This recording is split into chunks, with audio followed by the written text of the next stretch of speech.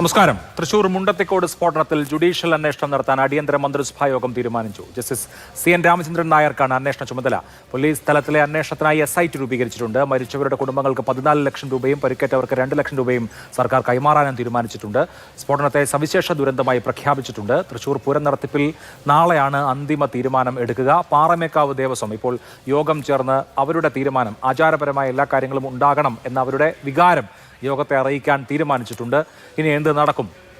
ചർച്ചയിൽ doctor M Balagopalan, Paramekkavu ദേവസ്വത്തിന്റെ പ്രസിഡന്റാണ്. Justice PV Gopinathan, അദ്ദേഹം പുച്ചിങ്ങൽ ദുരന്തം അന്വേഷിച്ച ജുഡീഷ്യൽ കമ്മീഷണർ, അദ്ദേഹത്തെ പ്രതീക്ഷിക്കുന്നുണ്ട്. Advocate Harish Vasudevan, advocate Pramod Puzhankara, doctor R Venugopal, അദ്ദേഹം retired chief controller of explosives ആണ്. VS സുനിൽകുമാർ, മുൻ മന്ത്രി, അദ്ദേഹം തൃശ്ശൂരിൽ നിന്ന് പങ്കെടുക്കുകയും ചെയ്യും. ആദ്യം ശ്രീ M ബാലഗോപാൽ, നാടിനെ ആകെ നടുക്കിയ അതിഭീകരമായൊരു ദുരന്തമാണ് നടന്നിരിക്കുന്നത്. അത് തൃശ്ശൂർ പൂരത്തിൻ്റെ ഒരുക്കത്തിനിടെ തിരുവമ്പാടി ദേവസ്വത്തിൻ്റെ വെടിക്കോപ്പ് നിർമ്മാണത്തിനിടെ ഉണ്ടായതാണ്. അങ്ങനെ നാടിനെ ആകെ കരയിച്ച, വലിയ തോതിൽ നടുക്കിയ ഈ ദുരന്തത്തിൻ്റെ പശ്ചാത്തലത്തിൽ പൂരം ആചാരം മാത്രമായി നടത്തുകയാകില്ലേ ഏറ്റവും നല്ല കാര്യം? എന്താണ് ഈ കാര്യത്തിൽ ദേവസ്വം കാണുന്നത്? പാറമേക്കാവ് ദേവസ്വത്തെ സംബന്ധിച്ചിടത്തോളം ഇന്ന് കൂടിയിരിക്കുന്ന മാനേജ്മെൻറ്റ് കമ്മിറ്റിയും അതേപോലെ ഫെസ്റ്റിവൽ കമ്മിറ്റിയും തീരുമാനമെടുത്തിരിക്കുന്നത് ആചാരം അതേപോലെ തന്നെ ഫോളോ ചെയ്യുകയും അതേസമയത്ത് അതിൻ്റെ ആഘോഷം അല്ലെങ്കിൽ ആഡംബരം എന്തെങ്കിലും ഉണ്ടെങ്കിൽ അത് വേണ്ടാന്ന് വെക്കാനാണ് തീരുമാനിച്ചിരിക്കുന്നത്. അതിൻ്റെ ഭാഗമായിട്ട് വെടിക്കെട്ട് എന്ന് പറയുന്നത് അതൊരു ആഘോഷത്തിൻ്റെ ഭാഗമായിട്ട് കണക്കാക്കിയിട്ട് അത് തൽക്കാലം വേണ്ടാന്ന് തീരുമാനിക്കുകയാണ് ഇന്നത്തെ ഈ 2 യോഗങ്ങളും തീരുമാനിച്ചിരിക്കുന്നത്. അതേസമയം ആചാരങ്ങൾ, അതായത് എലിഞ്ഞിത്ര ചോട്ടിലുള്ള മേളം, പിന്നെ തെക്കോട്ടുള്ള ഇറക്കം, കുടമാറ്റത്തിൻ്റെ പ്രതീകാത്മകമായിട്ട് കുടമാറ്റമോ അതല്ലെങ്കിൽ കുടമാറ്റം മുഴുവനായിട്ടോ, പിന്നെ രാത്രിയിലത്തെ പൂരം, പിറ്റേ ദിവസത്തെ പകൽ പൂരം, ഉപചാരം ചൊല്ലൽ, അത് കഴിഞ്ഞ് തിരിച്ചിവിടെ വന്ന് ഭഗവതിയുടെ ആറാട്ട്, അത് കഴിഞ്ഞ് കൊടിമരം താഴെ ഇറക്കൽ, ഇതെല്ലാം ഒരു ആചാരത്തിൻ്റെ ഭാഗമായതുകൊണ്ട് അത് നടത്താനാണ് ഇപ്പോൾ തീരുമാനിച്ചിരിക്കുന്നത്. അതായത് വെടിക്കെട്ട് മാത്രം ഒഴിവാക്കാം, ബാക്കിയെല്ലാം നടത്തണം എന്നുള്ളതാണ് പാറമേക്കാവ് ദേവസ്വത്തിൻ്റെ നിലപാട്. അതെ. ഇപ്പോൾ ഈ വെടിക്കെട്ടിനെ കുറിച്ച് പറയുമ്പോൾ പാറമേക്കാവിൻ്റെ വെടിക്കെട്ട് സാമഗ്രി നിർമ്മാണത്തിന് ഇന്ന് കളക്ടർ സ്റ്റോപ്പ് മെമ്മോ നൽകിയ സംഭവം ഉണ്ടായിട്ടുണ്ട്. തിരുവമ്പാടി വിഭാഗത്തിൻ്റെ വെടിക്കെട്ട് സാമഗ്രികൾ പൂർണ്ണമായും നശിച്ചിട്ടുണ്ട്. അപ്പോൾ പാറമേക്കാവ് സാമ്പിൾ വെടിക്കെട്ടിനും അതുപോലെ തന്നെ വെടിക്കെട്ടിനും സംഭരിച്ചു വെച്ചിരിക്കുന്ന ഈ വെടിക്കോപ്പുകൾ എന്ത് ചെയ്യും? അതേക്കുറിച്ചുള്ള എന്ത് അഭിപ്രായമാണ് ദേവസ്വത്തിനെ സംബന്ധിച്ചുള്ളത്? അത് ഈ വെടിക്കോപ്പുകളെ സൂക്ഷിച്ചു വെക്കുക എന്ന് പറയുന്നത് അത് ഇന്നലെ ഉണ്ടായ സംഭവത്തിനേക്കാൾ അതിഭീകരമായിട്ടുള്ള സംഭവം വിളിച്ചു വരുത്തും. അപ്പോൾ അതുകൊണ്ട് അതിന് എന്തെങ്കിലും കാരണവശാൽ ഡിസ്പ്ലേ ലൈസൻസ് കിട്ടിയിട്ടില്ലെങ്കിൽ അത് ഡിസ്ട്രോയ് ചെയ്യാൻ വേണ്ടിയിട്ടുള്ള പെർമിഷൻ ഗവൺമെൻറ്റിൽ നിന്ന് ലഭിക്കുന്ന മുറയ്ക്ക് ഈ തൃശ്ശൂർ പൂരം കഴിഞ്ഞ് 2-3 ദിവസത്തിന് ശേഷം നമ്മളത് ഡിസ്ട്രോയ് ചെയ്യാനാണ് ഉദ്ദേശിക്കുന്നത്. നേരത്തെ 2006 പാറമേക്കാവിന് ഇതേപോലൊരു സംഗതി ഉണ്ടായിരുന്നു. അതും ഇതുപോലെ തന്നെയാണ്. 2-3 ദിവസത്തിന് ശേഷമാണ് നമ്മളത് ഡിസ്ട്രോയ് ചെയ്തത്. അതിന് കേരള ഗവൺമെൻറ്റിൻ്റെയും പെസോൻ്റെയും എല്ലാ ബഹുമാനപ്പെട്ട മറ്റുള്ള ഈ ഡിപ്പാർട്ട്മെൻറ്റിൻ്റെയൊക്കെ പെർമിഷൻ കിട്ടിയതിൻ്റെ ബേസിസിൽ നമ്മളത് ഡിസ്ട്രോയ് ചെയ്യാൻ വേണ്ടിയിട്ട് നമ്മൾ ബഹുമാനപ്പെട്ട അധികാരികളെ സമീപിക്കാനാണ് ഇപ്പോൾ ഉദ്ദേശിച്ചിരിക്കുന്നത്. ഓക്കെ. ഇപ്പോൾ എന്തായാലും നാളെ യോഗം ചേരുകയാണ്. അപ്പോൾ സ്വാഭാവികമായിട്ടും സർക്കാരിൻ്റെ നിലപാട് അറിയിക്കും. തിരുവമ്പാടി ദേവസ്വം എന്താണ് തീരുമാനിച്ചിരിക്കുന്നതെന്ന് അറിയില്ല. അവരുടെ ഈ ആഘോഷ കമ്മിറ്റിയിൽപ്പെട്ട ആൾ തന്നെ മരണപ്പെട്ട ഏറ്റവും ദുഃഖകരമായൊരു സാഹചര്യമുണ്ട്. അപ്പോൾ ഈ ഉത്സവ നടത്തിപ്പുമായി ബന്ധപ്പെട്ട ആളുകൾക്ക് തന്നെ ജീവഹാനി നേരിട്ടൊരു സാഹചര്യമുണ്ട്. അപ്പോൾ തിരുവമ്പാടി കുടമാറ്റത്തിന് ഒരുക്കമാണോ എന്നുള്ളത് അറിയില്ല. അങ്ങനെയുള്ളൊരു സാഹചര്യത്തിൽ സർക്കാർ ഈ കാര്യത്തിൽ നാളെ എടുക്കുന്ന യോഗത്തിലെ തീരുമാനം പൂർണ്ണമായും ദേവസ്വത്തിന്, പാറമേക്കാവ് ദേവസ്വത്തിന് സ്വാഗതം ചെയ്യാൻ കഴിയുന്നതായിരിക്കുമോ, സ്വീകരിക്കുമോ? ഈ പാറമേക്കാവിനെ സംബന്ധിച്ചിടത്തോളം കുടമാറ്റം തെക്കോട്ടുള്ള ഇറക്കത്തിനോടനുബന്ധിച്ച് നടത്താൻ പറ്റിയിട്ടില്ല എന്നുണ്ടെങ്കിൽ ഞങ്ങളിവിടെ ഉച്ചനേരത്തെ നിരത്ത് എന്ന് പറയുന്ന പാർമേക്കാവ് ഭഗവതിയുടെ എഴുന്നള്ളിപ്പിൻ്റെ സമയത്ത് അവിടെ പറ്റാവുന്ന കുടകളെല്ലാം ഞങ്ങൾ മാറാനാണ് ഉദ്ദേശിക്കുന്നത്. ഒരു 20-25 സെറ്റ് കുടകൾ മാറാനാണ് ഉദ്ദേശിക്കുന്നത്. അതിനുശേഷം രാത്രി പൂരത്തിന് ഞങ്ങൾ ഉണ്ടാക്കിയിരിക്കുന്ന സ്പെഷ്യൽ കുടകൾ രാത്രി പൂരത്തിനോടനുബന്ധിച്ചിട്ട് മാറ്റാനാണ് ഒരു സജഷൻ വന്നിരിക്കുന്നത്. ആ സജഷൻ നാളത്തെ മീറ്റിങ്ങിൽ നമ്മൾ ബഹുമാനപ്പെട്ട മന്ത്രിമാരും മറ്റുള്ള ഉദ്യോഗസ്ഥന്മാരുടെയും മുന്നിൽ ഞങ്ങൾ അവതരിപ്പിക്കും. അതിന് അവിടെ നിന്നുള്ള അനുമതി ലഭിക്കുമെന്നാണ് ഞങ്ങൾ പ്രതീക്ഷിക്കുന്നത്. ഓക്കെ, ദയവായി അങ്ങ് തുടരണം. ശ്രീ പ്രമോദ് പുഴങ്കര, അഭൂതപൂർവമായൊരു ദുരന്തം എന്ന് പറയാൻ കഴിയില്ല. കേരളത്തിൽ തന്നെ വലിയ വെടിക്കെട്ട് ദുരന്തങ്ങൾ തന്നെ 51 ഉണ്ടായിട്ടുണ്ട്. 470 മനുഷ്യർ സമാനമായ ദുരന്തങ്ങളിൽ കൊല്ലപ്പെട്ടിട്ടുണ്ട്. വളരെ വേദനാജനകമായ ഭീകരമായിട്ടുള്ള കാഴ്ചകളാണ് ഇന്നലെ കണ്ടത്. ഇന്ന് അതിൻ്റെ കാര്യങ്ങൾ നമ്മൾ കൂടുതൽ മനസ്സിലാക്കി വരികയും ചെയ്യുന്നു. താങ്കൾ തന്നെ ഒരു ഫേസ്ബുക്ക് കുറിപ്പിൽ സൂചിപ്പിച്ചതുപോലെ ഇങ്ങനെ അപകട സാധ്യതയുള്ള ഒരു കാര്യം അല്ലെങ്കിൽ ഒരു നിർമ്മാണ പ്രവൃത്തി അവിടെ നടക്കുന്നു. അവിടെ ഒരു ഫയർ എഞ്ചിൻ ഇല്ല എന്ന് മാത്രമല്ല, ഒരു അപകടമുണ്ടായാൽ ഫയർ എഞ്ചിന് വരാനുള്ള വഴി പോലുമില്ല. അവിടേക്ക് എത്തിപ്പെടുക എന്നുള്ളതായിരുന്നു ആദ്യത്തെ പ്രശ്നം. ഇങ്ങനെ ഇത്രയും ഡേഞ്ചറസ് ആയിട്ടുള്ള ഒരു സംഗതി നടക്കുമ്പോൾ, അല്ലെങ്കിൽ ഒരു നിർമ്മാണ പ്രക്രിയ നടക്കുമ്പോൾ എന്തൊക്കെ വേണം, സേഫ്റ്റി മെഷേഴ്സ്, സേഫ്റ്റി ഉറപ്പാക്കാൻ എന്തൊക്കെ വേണം എന്നുള്ള കാര്യത്തിൽ പ്രാഥമികമായ ആലോചന പോലും ഉണ്ടായിട്ടില്ല എന്ന് വേണമെങ്കിൽ പറയാം. വളരെ ക്രൂഡായി പ്രാകൃതമായ നിലയിൽ പടക്കം കെട്ടിക്കൊണ്ടിരിക്കുക എന്ന എത്രയോ കാലമായിട്ടുള്ള കാര്യം വീണ്ടും ആവർത്തിച്ചുകൊണ്ടിരിക്കുന്നു. അപകടവും ഇടയ്ക്കിടയ്ക്ക് ഇങ്ങനെ അപകടങ്ങളും ഉണ്ടാവും. തൃശ്ശൂർ പൂരത്തെ സംബന്ധിച്ച് മുമ്പും അപകടം ഉണ്ടായിട്ടുണ്ട്, ഇപ്പോഴും അപകടം ഉണ്ടായിട്ടുണ്ട്. പലരും ഇതൊക്കെ ഇത്ര വലിയ കാര്യമാണോ എന്ന് ചോദിക്കുന്ന ദയനീയമായ അവസ്ഥയുമാണ്. അപ്പോൾ ഈ പ്രശ്നം എങ്ങനെ അഡ്രസ്സ് ചെയ്യുന്നതാണ് എന്നാണ് താങ്കൾ വിചാരിക്കുന്നത്? ഈ തൃശ്ശൂർ പൂരം എന്നുള്ളത് ഇപ്പോൾ ഈ പറയുന്ന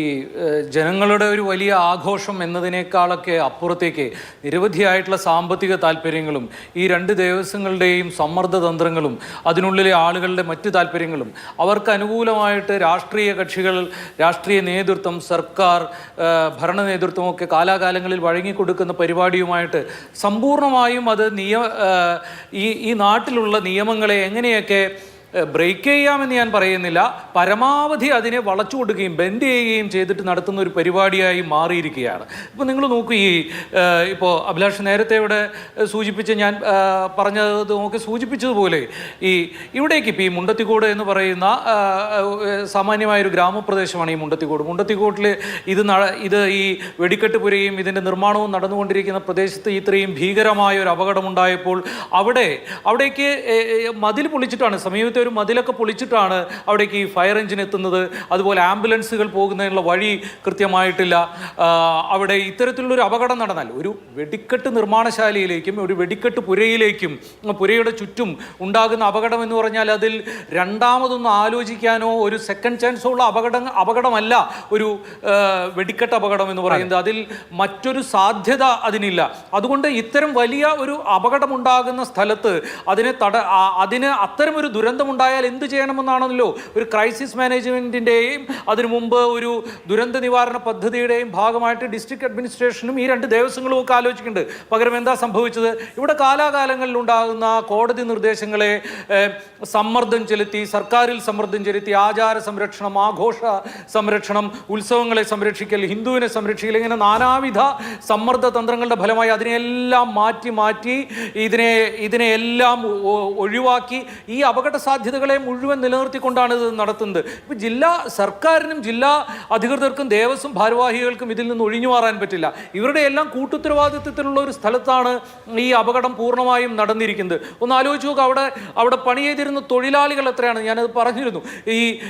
അവിടെ ഇത്രയും അപകട സാധ്യതയുള്ള ഒരു നിർമ്മാണ മേഖലയിൽ ഒരു വെടിക്കെട്ട് പുരയുടെ അടുത്തും അതിൻ്റെ പ്രദേശത്തും അതിൻ്റെ പരിസരത്തിലുമായി തൊഴിൽ ചെയ്തിരുന്ന ആളുകളുടെ എണ്ണം എത്രയാണ് എന്ന് ഈ സർക്കാരിനോ അല്ലെങ്കിൽ ഇവർക്കോ ദേവസ്വങ്ങൾക്കോ യാതൊരു ധാരണയുമില്ല. ആരാണ് ഇതിന് ഉത്തരവാദി? അവർ പറയുന്നത് ഉച്ചയ്ക്ക് 40 പൊതിച്ചോറ് കൊണ്ടുപോയിട്ടുണ്ട്, അതുകൊണ്ട് 40 ആളുകളാണ് അവിടെ ഉണ്ടായിരുന്നെന്നുള്ളതാണ്. 2 പേർ ഇന്ന് എനിക്ക് ഉച്ചയ്ക്ക് ഊണ് വേണ്ട എന്ന് പറഞ്ഞിട്ടുണ്ടായിരുന്നുവെങ്കിൽ, 2 പേര് നമുക്ക് പങ്കിട്ട് ഊണ് കഴിക്കാമെന്ന് പറഞ്ഞിട്ടുണ്ടായിരുന്നെങ്കിൽ എണ്ണം 44 46 ആണ്. അതായത് ഒന്ന് ആലോചിച്ച് നോക്കി, ഇതൊക്കെ ഒരു ആധുനിക സമൂഹത്തിന് ചേർന്ന പരിപാടിയാണോ? എന്നിട്ടിപ്പോൾ അപകടം നടന്നതിന് ശേഷം കതിനെതിരെയുന്ന നായ്ക്കളെയും മനുഷ്യാവശിഷ്ടങ്ങൾ പുറക്കുന്നതിന് വേണ്ടി പോലീസുകാർ മുണ്ടത്തിക്കോട്ടെ പാടത്തുമായിട്ട് നിരന്നു നടക്കുകയാണ്. ഇതാണോ ഒരു സമൂഹം? ഇപ്പോൾ ഡിസ്ട്രിക്ട് മജിസ്ട്രേറ്റ്, ജില്ലാ മജിസ്ട്രേറ്റ് എന്നുള്ള നിലയിൽ കളക്ടറുടെ ഉത്തരവാദിത്തമാണ് ഇതിന് NOC കൊടുക്കുക. പോലീസിന്റെ ഉത്തരവാദിത്തമാണ് ഇതിന്റെ സേഫ്റ്റി സർട്ടിഫിക്കറ്റും NOCയും കൊടുക്കുക. ഇതിന് ശേഷമാണ് പെസോയുടെ, പെട്രോളിയം ആൻഡ് എക്സ്പ്ലോസീവ് സേഫ്റ്റി ഓർഗനൈസേഷൻസിന്റെ അംഗീകാരം എന്ന് പറയുന്നത്. ഇത് രണ്ടിനും ശേഷം ലഭ്യമാകുന്ന ഒന്നാണ്. ഫയർ ആൻഡ് സേഫ്റ്റി മെഷേഴ്സ് എല്ലാം, റൂൾസ് എല്ലാം പാലിക്കുന്നുണ്ടോ എന്നുള്ളത് ജില്ലാ ഭരണകൂടവും അതിന്റെ വകുപ്പുമാണ് തീരുമാനിക്കേണ്ടത്. ഈ നേരത്തെ പറഞ്ഞ പോലെ 2 ഫയർ എഞ്ചിൻ പോലും ഇതിന്റെ അടുത്തില്ല. ഏതെങ്കിലും ഒരു മന്ത്രിയോ മുഖ്യമന്ത്രിയോ പോകുന്നിടത്ത് പോലും ആംബുലൻസുകളും ഫയർ എഞ്ചിനുകളും നിർത്തുന്ന സ്ഥലമാണ് നമ്മളുടെ. അപ്പോഴാണ് ഇത്രയും എത്രയോ കിലോ കണക്കിന്, അനുവദിച്ചതിലും അധികമായി എത്രയോ കിലോ കണക്കിന് വെടിക്കെട്ട്, വെടിമരുന്ന് സൂക്ഷിക്കുകയും കൈകാര്യം ചെയ്യുന്ന ഒരു സ്ഥലത്ത് 2 ഫയർ എഞ്ചിൻ പോലുമില്ല. അവിടെ ചുറ്റുമതിൽ, ഈ നിയമം അനുസരിച്ച്, എക്സ്പ്ലോസീവ് റൂൾസ് അനുസരിച്ച് ഇതിന് വളരെ കൃത്യമായ മാനദണ്ഡങ്ങളുണ്ട്. ഒരുപക്ഷെ ഇന്ത്യയിലെ ഏറ്റവും കർശനമായ നിയമമാണ്, ഇന്ത്യയിൽ ഏറ്റവും കുറവ് ഇംപ്ലിമെന്റ് ചെയ്യപ്പെടുന്നതും പാലിക്കുന്നതുമായിട്ടൊരു നിയമവും ചട്ടങ്ങളും കൂടിയാണത്. ഇതിന് ചുറ്റുമതിൽ വേണം. ഇതിൽ പണിയെടുക്കുന്ന തൊഴിലാളികൾക്ക് മാനദണ്ഡങ്ങളുണ്ട്. ആണിയുള്ള ഷൂവിൻ്റെ ഉള്ളിൽ ആണിയുള്ള ചെരുപ്പ്, ഷൂ പോലും ധരിക്കാൻ പാടില്ല. അവർക്ക് മാസ്ക് ഇല്ല, കയ്യുറകളില്ല. അവർ ധരിച്ച വസ്ത്രങ്ങൾ എന്ത് തരത്തിലുള്ളതാണെന്നറിയില്ല. നമ്മൾ വീഡിയോയിൽ കണ്ടില്ലേ, 2 പേരിരുന്നിട്ടോ പരമാവധി 4 പേരോ ഇരുന്ന് ജോലി ചെയ്യേണ്ട സ്ഥലത്ത് 5ഉം 6ഉം പേരിരുന്നിട്ടാണ് അവിടെ ജോലി ചെയ്യുന്നത്, അല്ലേ? അവിടേക്ക് കടക്കുന്നത് ആരാ? അവിടേക്ക് നിർബാധം ആളുകൾക്ക് കടക്കുന്നതിന് ഒരു തടസ്സവുമില്ല. അതിനെ വേർതിരിക്കുന്ന ഓരോ വെടിക്കെട്ട് പുരയെയും അതിൻ്റെ പണിസ്ഥലങ്ങളെയും എല്ലാം പരസ്പരം വേർതിരിക്കുന്ന മണ്ണിൻ്റെ മതിലുകളോ അതുപോലെ തന്നെ എന്തെങ്കിലും അപകടം ഉണ്ടായാലുള്ള അലാമിന് അപകട സൂചനകളോ അപായമണികളോ മുഴക്കുന്നതിനുള്ള ഒരു ഓട്ടോമാറ്റിക് സംവിധാനവുമില്ല. നേരത്തെ പറഞ്ഞ പോലെ ഏറ്റവും പ്രാകൃതമായ ക്രൂഡായ രീതിയിൽ നടക്കുന്ന ഒരു പരിപാടിയാണിത്. കൊല്ലപ്പെട്ടപ്പോൾ ആരാണ് കൊല്ലപ്പെട്ടത്? സാധാരണ മനുഷ്യർ. ഒരു നേരത്തെ ആഹാരത്തിന് വേണ്ടി പണിയെടുക്കാൻ പോകുന്ന സാധാരണ മനുഷ്യർ കൊല്ലപ്പെടുമ്പോൾ ദേവസ്വം ഭാരവാഹികൾക്ക് എന്താണ്? അവർ പറയുന്നത് രാത്രി മാറ്റേണ്ട കുട ഞങ്ങൾ സന്ധ്യയ്ക്ക് മാറ്റും, വൈകുന്നേരം നടത്തേണ്ട കുടമാറ്റം ഞങ്ങൾ ഇപ്പോൾ നടത്തും എന്നൊക്കെയാണ് പറയുന്നത്. ഒരു കാര്യം കൂടി പറയാം, ഇതിന് കൂട്ടുനിൽക്കുന്ന മുഴുവൻ, സുനിൽകുമാർ ഇപ്പോൾ വരുമെന്ന് എനിക്കറിയില്ല ചർച്ചയിൽ, ഇതിന് കൂട്ടുനിൽക്കുന്ന മുഴുവൻ പൂരത്തിന് കൊടി കയറുമ്പോൾ അവരുടെ കൂടെ നിന്ന് ആർപ്പ് വിളിച്ച് കൊടി കയറ്റുന്ന ഇവരൊക്കെ മന്ത്രിമാരായിരിക്കുന്ന കാലത്ത് തന്നെ ഇപ്പോഴും ഇവരെല്ലാം കൂടി നടത്തുന്ന ഈ പരിപാടിയിൽ ദേവസ്വങ്ങൾക്ക് കൂട്ടുനിന്നുകൊണ്ട് അതിന് താളം തുള്ളിക്കൊണ്ട് എല്ലാ നിയമലംഘനങ്ങൾക്കും ഒത്താശ ചെയ്ത് കൊടുക്കുകയുമാണ് ഈ രാഷ്ട്രീയ നേതൃത്വവും, പ്രത്യേകിച്ചും തൃശ്ശൂരിലെ ജനപ്രതിനിധികൾ അടക്കമുള്ള രാഷ്ട്രീയ കക്ഷികളും എന്നുകൂടി നമ്മൾ മനസ്സിലാക്കണം. തീർച്ചയായിട്ടും. അവിടെ ഡോക്ടർ M. ബാലഗോപാൽ, 2006 പാറമേക്കാവിൻ്റെ വെടിക്കെട്ട് സാമഗ്രികൾ പൊട്ടി വലിയ അപകടമുണ്ടായത്, മരണമുണ്ടായത്. സമാനമായ അപകടമാണ് ഇത് എന്ന് പെസോയുടെ ചീഫ് എക്സ്പ്ലോസീവ്സ് കൺട്രോളർ തന്നെ പറയുകയുണ്ടായി. വളരെ വലിയ സാമ്യം ഈ 2 അപകടങ്ങൾ തമ്മിലുണ്ടാവുകയാണ്. 20 വർഷം ഇതിനിടയ്ക്ക് കടന്നുപോയി. ഈ 20 കൊല്ലത്തിനിടയ്ക്ക് നമ്മുടെ ജീവിതം തന്നെ ഒരുപാട് മാറിയിട്ടുണ്ട്. എത്രയോ പുതിയ ടെക്നോളജി വന്നു. ഇപ്പോൾ ഈ കരിമരുന്ന് പ്രയോഗത്തിന് തന്നെ വളരെ ആധുനികമായ പൈറോ ടെക്നിക്കുകൾ ഉണ്ട് എന്നിരിക്കെ വളരെ ക്രൂഡായ നിലയ്ക്കുള്ള കരിമരുന്ന് പ്രയോഗമാണ് കേരളത്തിൽ എല്ലായിടത്തും നടത്തുന്നത്, തൃശ്ശൂർ മാത്രമല്ല. എന്തുകൊണ്ട് ഈ വ്യവസ്ഥാപിതമായിട്ടുള്ള സേഫ്റ്റി മെഷേഴ്സ് പാലിച്ചില്ല എന്നൊരു വലിയ പ്രശ്നമുണ്ടല്ലോ. ഇപ്പോൾ 2 ഷെഡുകൾ തമ്മിലുള്ള അകലം മാനദണ്ഡം അനുസരിച്ച് ഉണ്ടായിരുന്നോ? തുടങ്ങി എത്ര പേർ അവിടെ ജോലിക്കുണ്ടായിരുന്നു? ഒരു അപകടമുണ്ടായാൽ ആ അപകടം നേരിടാനുള്ള എന്ത് സംവിധാനം ഉണ്ടായിരുന്നു? നമുക്കിപ്പോൾ ഈ ഫയർ സേഫ്റ്റി സംബന്ധിക്കുന്ന മാനദണ്ഡങ്ങൾ ഇപ്പോൾ എല്ലായിടത്തും ഉണ്ട് എന്നിരിക്കെ ഏറ്റവും അപകട സാധ്യതയുള്ള ഈ ഇൻഡസ്ട്രിയെ സംബന്ധിച്ച് അങ്ങനെ ഏതെങ്കിലും തരത്തിലുള്ള സേഫ്റ്റി മെഷേഴ്സ് ഉണ്ടായിട്ടില്ല എന്നുള്ളത് വളരെ വ്യക്തമാണല്ലോ. അപ്പോൾ ഇതിങ്ങനെ കാലാകാലം തുടരുക എന്നുള്ളത് നടക്കുന്ന കാര്യമാണോ? അനുവദിക്കാൻ കഴിയുന്ന കാര്യമാണോ?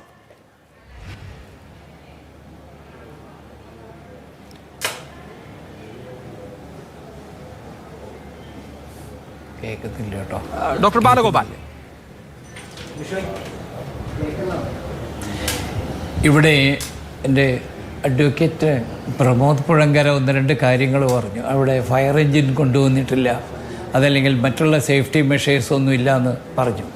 എനിക്ക് അദ്ദേഹത്തോട് പറയാനുള്ളൊരു കാര്യം, പല വെടിമരുന്നുകളും വളരെ ഡ്രൈ ആയിട്ട് കീപ്പ് ചെയ്യേണ്ടതാണ്. ഒരു ഡ്രോപ്പ് വെള്ളം വന്നു കഴിഞ്ഞാൽ അത് എക്സ്പ്ലോഡ് ചെയ്യുന്ന അനേകം കെമിക്കൽസാണ്, ഈ വെടിക്കോപ്പ് സാധനങ്ങളാണ്. അപ്പോൾ അവിടെ ഒരു ഫയർ എഞ്ചിൻ കൊണ്ടുവന്ന് വെച്ചിട്ട് വെള്ളം അടിച്ചു കഴിഞ്ഞാൽ അവിടെ എന്തെങ്കിലും തീപിടുത്തം ഉണ്ടെങ്കിൽ ആ തീപിടുത്തം വളരെ കൂടുതലാവുമെന്നല്ലാതെ അതിനെ കൺട്രോൾ ചെയ്യാൻ പറ്റില്ല. അതേ സമയത്ത് അവിടെ സേഫ്റ്റി മെഷേഴ്സ് വേറെ പലതുമുണ്ട്. ദേവസ്വങ്ങളെ സംബന്ധിച്ചിടത്തോളം എനിക്ക് ആദ്യമായിട്ടൊന്ന് പറയാനുള്ളത്, ദേവസ്വം എന്ന് പറയുന്നത് അവർ രാഷ്ട്രീയക്കാരെയോ അല്ലെങ്കിൽ രാഷ്ട്രീയക്കാരെയോ അല്ലെങ്കിൽ രാഷ്ട്രീയത്തെയോ കൈപിടിച്ച് നടക്കുന്നവരല്ല. അത് ആദ്യമേ തന്നെ അദ്ദേഹത്തിനോട് എനിക്ക് പറയാനുള്ളതാണ്.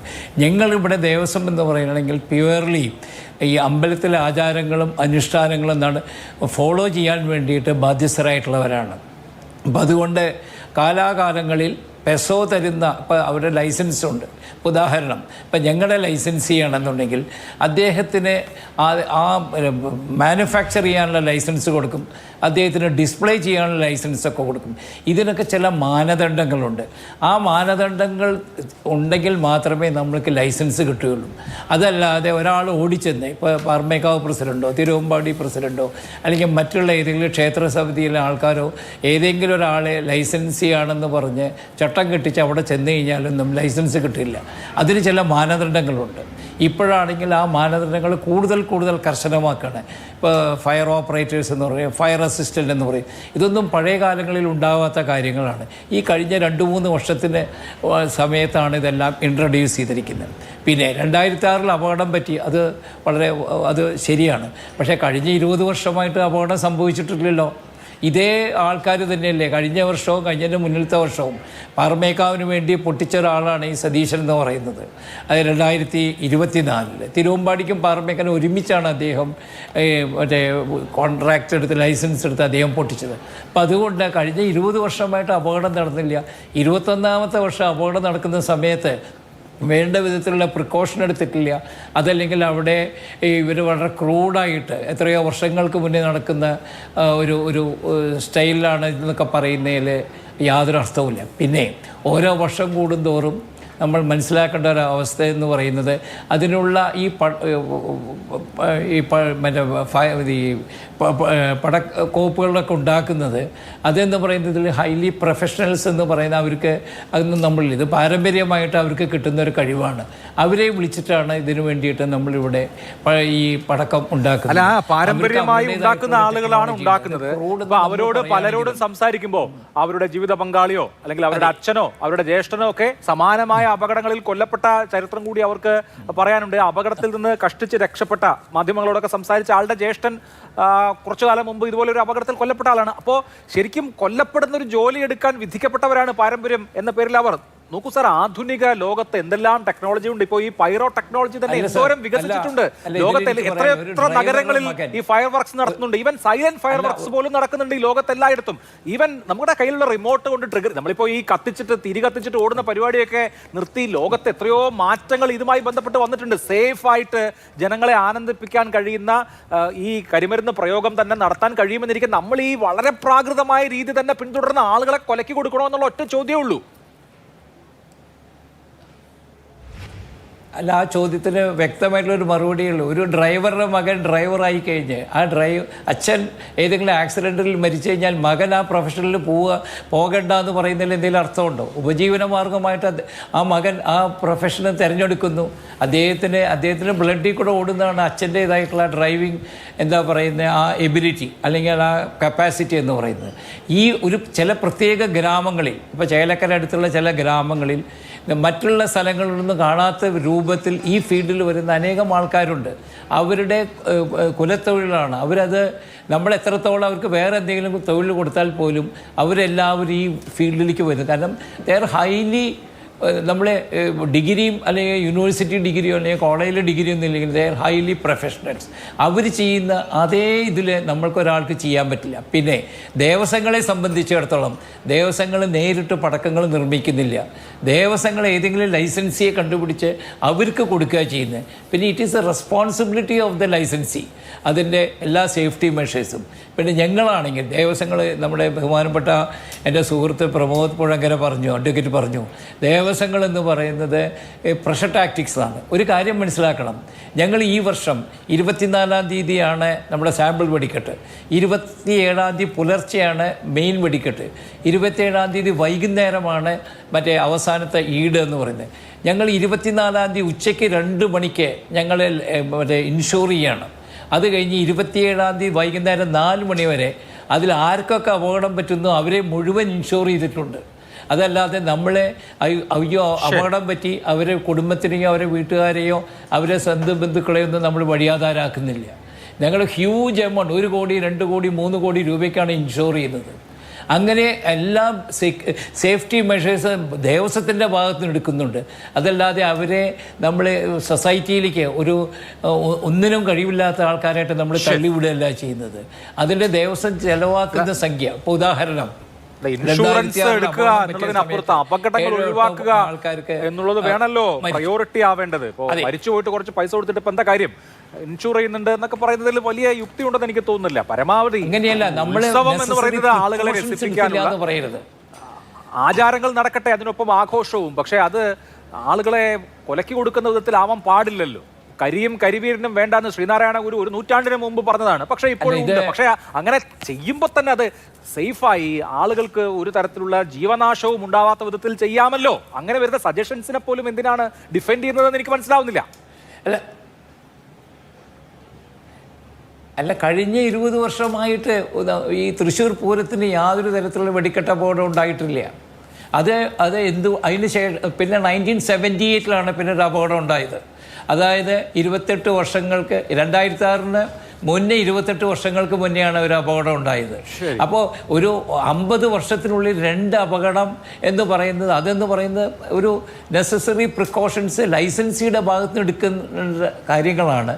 അത് ദേവസ്വങ്ങൾക്ക് അതിൻ്റെ റോൾ എന്ന് പറയുന്നത് തുച്ഛമായിട്ടുള്ള റോളാണ്.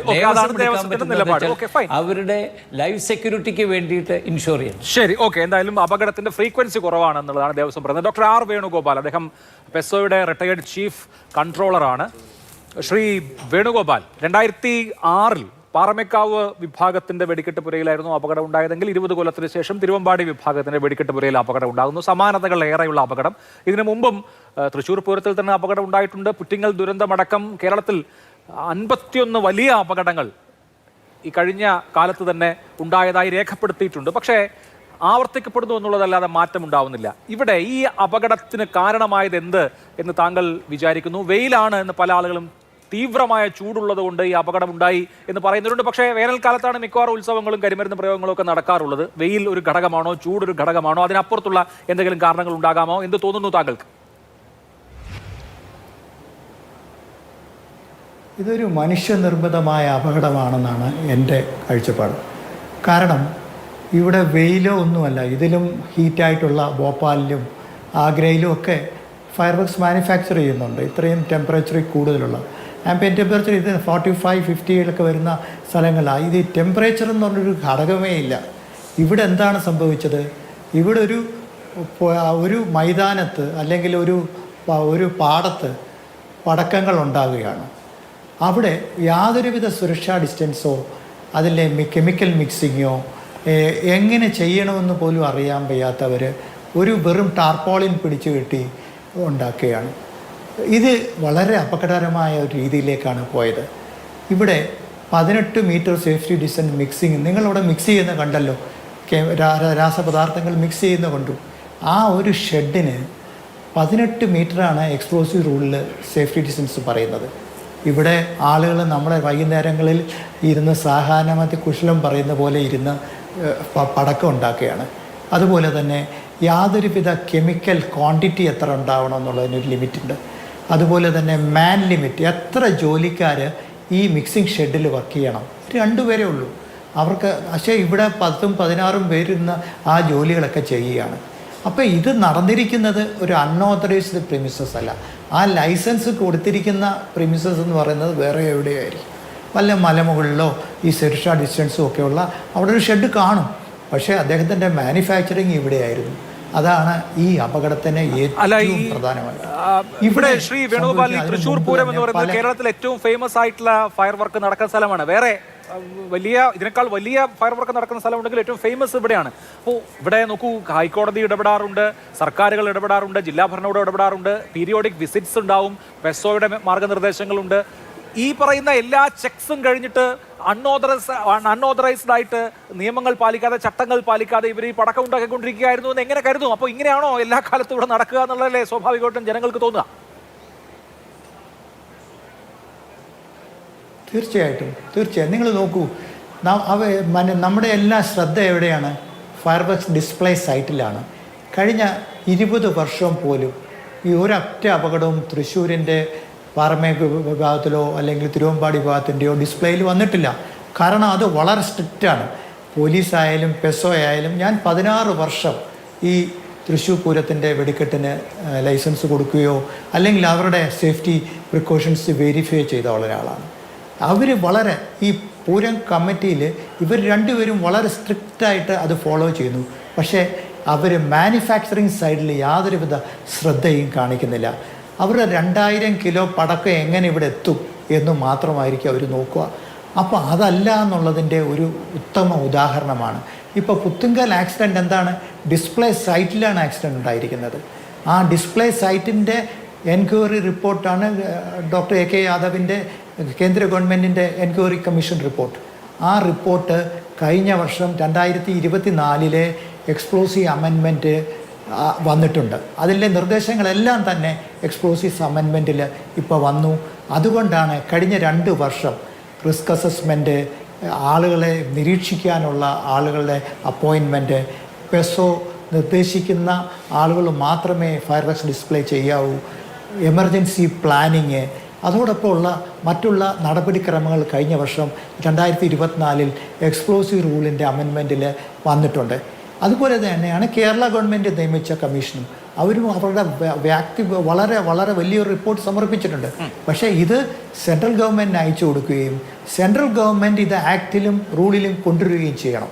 അതല്ലാത്തടത്തോളം കാലം അത് നടപ്പിലാക്കാൻ ബുദ്ധിമുട്ടായിരിക്കും. അതല്ലാതെ ഇവിടെ ഡിസ്ട്രിക്ട് കളക്ടർക്ക് അയച്ചു കൊടുത്തിട്ടോ ഈ നിർദ്ദേശങ്ങൾ പാലിക്കണമെന്ന് പറഞ്ഞിട്ടോ ഒന്നും കാര്യം നടക്കാൻ. ഇതിപ്പോ എല്ലാ ദുരന്തങ്ങളുടെ പശ്ചാത്തലത്തിലും ജുഡീഷ്യൽ കമ്മീഷനുകൾ ഉണ്ടാവാറുണ്ട്, റിപ്പോർട്ടുകൾ ഉണ്ടാവാറുണ്ട്, മാർഗനിർദ്ദേശങ്ങൾ ഉണ്ടാവാറുണ്ട്. സാർ നോക്കൂ, ലോകത്തിന്റെ വിവിധ നഗരങ്ങളിൽ വലിയ തോതിലുള്ള ഫയർ വർക്ക് ഡിസ്പ്ലേകൾ നടക്കാറുണ്ട്. പക്ഷെ അത് വളരെ സേഫ് ആയിട്ടുള്ള, ഇത്രയും സൗണ്ട് ഇല്ലാത്ത, ശാസ്ത്രീയമായ പുതിയ പൈറോ ടെക്നിക്സ് ഉപയോഗിച്ചുകൊണ്ടുള്ള ആധുനികമായ രീതിയാണെങ്കിൽ ഇവിടെ നൂറ്റാണ്ട് കാലം പഴക്കമുള്ള ഈ പഴയ പാരമ്പര്യ രീതി തന്നെ പിന്തുടരുകയാണ്. അതുകൊണ്ടാണ് വലിയ ശബ്ദവും വലിയ അപകടങ്ങളും ഉണ്ടാവുന്നത്. എന്തുകൊണ്ട് ഇത് ആധുനികീകരിച്ചുകൂടാ? ഇത്രയും ടെക്നോളജി വളർന്നില്ലേ? തീർച്ചയായിട്ടും ഇത് എല്ലാവരും ചോദിക്കാം, എല്ലാ ഫെസ്റ്റിവൽ. പക്ഷേ കേരളത്തെ സംബന്ധിച്ച് പറയുകയാണെങ്കിൽ പാലക്കാട്, തൃശ്ശൂർ ജില്ലകളിലുള്ളവർക്ക് കരിമരുന്നും കരിവേരിനും ഒരു വീക്ക്നെസ്സാണ്. അവർ ആ കരിമരുന്ന് എത്ര ശബ്ദത്തിലുണ്ടാവും എന്നുള്ളതാണ്. നിങ്ങൾ ശ്രദ്ധിച്ച് നോക്കിക്കോളൂ. കേരളത്തിലെ ഏറ്റവും വലിയ വെടിക്കെട്ടെന്ന് പറയുന്നത് നെന്മാറ വേലയുടെ വെടിക്കെട്ടാണ്. പക്ഷേ ഏറ്റവും കൂടുതൽ ജനശ്രദ്ധ ആകർഷിക്കുന്നത് തൃശ്ശൂർ പൂരമാണ്. അവിടെ കാരണം നെന്മാറ വെടിക്കെട്ടിന് എന്താണ് ഗുണമെന്ന് പറഞ്ഞാൽ അവർക്ക് 200 മീറ്ററോളം സേഫ്റ്റി ഡിസ്റ്റൻസ് ആ പാടത്തുണ്ട്. അവർ വളരെ സുരക്ഷിതമായിട്ട് അത് കൈകാര്യം ചെയ്യുന്നു എന്നുള്ളതാണ്. അതുപോലെ ഉത്രാളിക്കാവ് അവിടുത്തെ വെടിക്കെട്ടും അവിടെയൊക്കെ തന്നെ കാരണം ഇവരുടെ ഈ ഫെസ്റ്റിവൽ കമ്മിറ്റിയുടെ ഉദ്ദേശം എന്ന് പറയുന്നത് വെടിക്കെട്ടാണ് മെയിൻ. വേറെ ഒരു പരിപാടിക്കും ഇത്രയധികം ജനലക്ഷങ്ങളെ ആകർഷിക്കുവാൻ കഴിയുകയില്ല. അതും മനസ്സിലാക്കേണ്ട ഒരു കാര്യമാണ്. പക്ഷേ ഇത് നിലനിർത്തിക്കൊണ്ട് പോരുകയാണെങ്കിൽ 2016 ഞാൻ അന്നത്തെ അഗ്രികൾച്ചർ മിനിസ്റ്ററായിരുന്ന സുനിൽ കുമാറിനും അന്നത്തെ ശ്രീ MC മൊയ്തീൻ മിനിസ്റ്ററും ഞങ്ങളെല്ലാവരും കൂടെ ഒരു ഡിസ്കഷനിൽ ഞങ്ങളൊരു തീരുമാനം എടുക്കുകയുണ്ടായി. അതായത് ഒരു ഫയർ വർക്ക്സ് പാർക്ക് ഉണ്ടാക്കുക എന്നുള്ളതാണ്. ഒരു 50 ഏക്കറിൽ ഭൂമി ഏറ്റെടുത്ത ശേഷം അവിടെ ഒരു ഫയർ വർക്ക്സ് പാർക്ക്, ഒരു 3, 4, 5 ഫയർ വർക്ക്സ് ഫാക്ടറികൾ അവിടെ ഉണ്ടാക്കുക എന്നുള്ളൊരു നിർദ്ദേശം. അതിൻ്റെ നടപടിക്രമങ്ങൾ ശ്രീ MC മൊയ്തീൻ അദ്ദേഹം സ്വീകരിക്കുകയുണ്ടായി. അത് മുന്നോട്ട് പോവുകയും പക്ഷേ അത് കാലക്രമേണ നിന്നുപോയി. അപ്പോൾ അതാണ് ഇതിനൊക്കെ ഒരു പ്രശ്നം.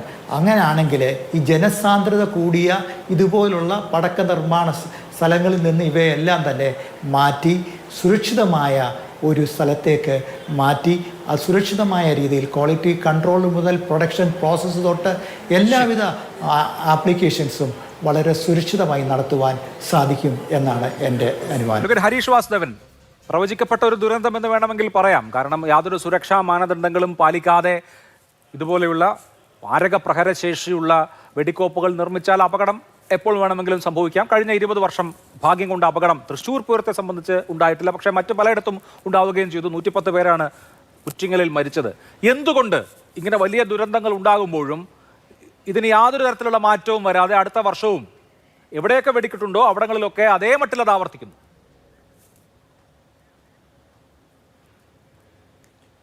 ഇന്ത്യയുടെ ജനാധിപത്യ സംവിധാനത്തിൽ നിയമവ്യവസ്ഥ നടപ്പാക്കുന്നുണ്ട് എന്ന് ഉറപ്പുവരുത്തേണ്ടത് എക്സിക്യൂട്ടീവാണ്. അപ്പോൾ എക്സിക്യൂട്ടീവ് ആ നിയമം പോരെങ്കിൽ ആ നിയമത്തെ പരിഷ്കരിക്കാനുള്ള നടപടികൾ എടുക്കും. അത് ലെജിസ്ലേച്ചറിന് കൊടുക്കും. ലെജിസ്ലേച്ചർ അത് സംബന്ധിച്ച നിയമത്തിൽ മാറ്റം വരുത്തും. അത് നടപ്പാക്കും. പൗരന്മാർക്ക് പരാതി ഉണ്ടെങ്കിൽ കോടതിയിൽ പോകാം, നിയമത്തെ ചോദ്യം ചെയ്തും പോകാം, നിയമം നടപ്പാക്കാൻ വേണ്ടിയും പോകാം. ഇവിടെ ഇത് മൂന്നും നടന്നിട്ടുണ്ട്. പുറ്റിങ്ങൽ അപകടത്തിന് ശേഷം നല്ല റിപ്പോർട്ടുകൾ ഉണ്ടായിട്ടുണ്ട്. നേരത്തെ ശ്രീ വേണുഗോപാൽ ചൂണ്ടിക്കാണിച്ചതുപോലെ അത് ഇന്ത്യയിലെ മൊത്തം ലൈസൻസിങ് വ്യവസ്ഥയെ കർക്കശപ്പെടുത്തുന്ന രീതിയിലുള്ള റിപ്പോർട്ടുകളായിട്ടുണ്ട്. അങ്ങനെ AK യാദവിൻ്റെ റിപ്പോർട്ട് 2008 ചട്ടത്തിൽ ഭേദഗതി വരുത്തി കുറച്ചുകൂടി കർക്കശമാക്കിയിട്ടുണ്ട്. അത് നടപ്പാക്കാൻ കേരള ഹൈക്കോടതി പ്രത്യേക സിറ്റിംഗ് നടത്തി സർക്കാരിനോട് നിർദ്ദേശം നൽകിയിട്ടുണ്ട്. ആ ഉത്തരവായി നമ്മുടെ മുമ്പിലുണ്ട്. പക്ഷേ അപ്പോഴും ഇത് നടപ്പാക്കാൻ ബാധ്യതപ്പെട്ട ഉദ്യോഗസ്ഥന്മാർ കണ്ണടയ്ക്കുകയോ അവർ നിയമലംഘനങ്ങൾക്ക് പരസ്യമായി കൂട്ടുനിൽക്കുകയോ ആ നിയമലംഘനങ്ങൾക്ക് പരസ്യമായി കൂട്ടുനിൽക്കാൻ അവരോട് പൊളിറ്റിക്കൽ ലീഡർഷിപ്പ് നേരിട്ടും അല്ലാതെയും ആവശ്യപ്പെടുകയോ ചെയ്യുന്ന ഒരു നാടായി കേരളം മാറിയിട്ടുണ്ട്. നമ്മൾ ഏറ്റവും പ്രാഥമികമായിട്ടുള്ള ബേസിക് ആയിട്ടുള്ള ഒരു ഫാക്റ്റിൽ നിന്ന് തുടങ്ങിയാൽ രാത്രി 10 മണിക്ക് ശേഷം രാവിലെ 6 മണിക്ക് ഉള്ളിൽ ഒരു കരിമരുന്ന് പ്രയോഗം നടത്താൻ ഒരു ശബ്ദമുണ്ടാക്കുന്ന ഒരു പടക്കം എക്സ്പ്ലോസീവ്സ് ഉപയോഗിച്ച് ചെയ്യാനുള്ള ഒരധികാരവും ഒരാൾക്കും ഇന്ത്യയിൽ ആരും നൽകുന്നില്ല. Rule 5A of noise pollution rule അനുസരിച്ചിട്ട് അതൊരു പ്രൊഹിബിറ്റഡ് ആക്ടിവിറ്റിയാണ്. പക്ഷേ നഗ്നമായ ലംഘനം കഴിഞ്ഞ വർഷവും അതിനു മുമ്പത്തെ വർഷവും ഒക്കെ തൃശ്ശൂർ പൂരത്തിൻ്റെ ഭാഗമായി നടന്നിട്ടുണ്ട് എന്നുള്ളത് പകൽ പോലെ വ്യക്തമാണ്. ആർക്കും നിഷേധിക്കാൻ കഴിയില്ല. ആരാണിത് നടത്തുന്നത്? ജില്ലാ ഭരണകൂടവും പോലീസ് സംവിധാനവും നേരിട്ട് നിന്ന് നടത്തുന്ന ഒരു പ്രോസസ്സിനെ പറ്റിയാണ് ഞാൻ പറയുന്നത്. അവർക്കറിയാം, ഈ നിയമത്തിൽ എഴുതി വെച്ചിട്ടുണ്ട്, ചട്ടത്തിലുണ്ട്, സർക്കുലറുകളിലുണ്ട്. 18/2007 എന്ന് പറയുന്ന DGPയുടെ സർക്കുലറിൽ പോലീസിനോട് കർശനമായി പറയുന്നുണ്ട്, എക്സ്പ്ലോസീവ് ലൈസൻസിന് അനുമതി നൽകുമ്പോൾ രാത്രി 10 മണിക്കും രാവിലെ 6 മണിക്കും ഇടയിൽ ഇത് പ്രദർശിപ്പിക്കില്ല എന്ന് ഉറപ്പ് എഴുതി വാങ്ങിക്കണം എന്ന് പറയുന്നുണ്ട്. അണ്ടർ നോ സർക്കംസ്റ്റാൻസ് എന്ന വാക്കാണ് ഉപയോഗിച്ചിരിക്കുന്നത്. പക്ഷേ നമ്മുടെ മുമ്പിൽ പച്ചയായി ഇതെല്ലാം ലംഘിക്കപ്പെടുന്നു. അത് ഡിസ്പ്ലേയുമായി ബന്ധപ്പെട്ട് പുറ്റിങ്ങൽ അപകടത്തിന് ശേഷം കർശനമായ വ്യവസ്ഥകൾ പാലിച്ചു പോരുന്നുണ്ട്. എന്നാൽ നീലേശ്വരത്ത് നടന്ന അപകടം, എൻ്റെ വീട്ടിൽ നിന്ന് വിളിച്ചാൽ വിളി കേൾക്കുന്ന ദൂരത്ത് നടന്ന അപകടം, എത്ര പേര് മരിച്ചു? സാധാരണക്കാരായ ആളുകൾ പോയി ഭക്തിപൂർവ്വം അമ്പലത്തിൽ ഉത്സവം കൂടാൻ പോകുന്ന ആളുകളാണ് മരിക്കുന്നത്. ഇതുമായി ഒരു ബന്ധവുമുള്ള ആളുകളല്ല. ഇതിൻ്റെ നിർമ്മാണവുമായി ബന്ധപ്പെട്ടൊന്നും. നിർമ്മാണത്തിന് പെർമിഷൻ കിട്ടണമെങ്കിൽ, ഒരു പെട്ടിക്കട തുടങ്ങണമെങ്കിൽ ലൈസൻസിന് വ്യവസ്ഥകളുള്ള ഒരു നാട്ടിൽ ഒരു വ്യവസ്ഥയ്ക്കും അംഗീകരിക്കാൻ പറ്റാത്ത ഒരു തുറസായ സ്ഥലത്ത് ടെന്റ് പോലെയുള്ള ഷീറ്റുകൾ അടിച്ച് ഉണ്ടാക്കിയത് നമ്മൾ കണ്ടുകൊണ്ടിരിക്കുകയാണ്. ഇപ്പോൾ ലൈസൻസ് കണ്ടീഷൻ LE1 എന്ന് പറയുന്ന ലൈസൻസിലെ 5ാമത്തെ കണ്ടീഷൻ പറയുന്നത് 4 പേരിലധികം ഒരു ബിൽഡിങ്ങിനകത്തും ജോലി ചെയ്യാൻ പാടില്ല എന്നാണ്. നമ്മൾ വീഡിയോയിൽ കണ്ടല്ലോ, അന്ന് രാവിലെ തന്നെ എത്ര പേരാണ് അടുത്തടുത്തിരുന്ന് ജോലി ചെയ്തുകൊണ്ടിരുന്നത്.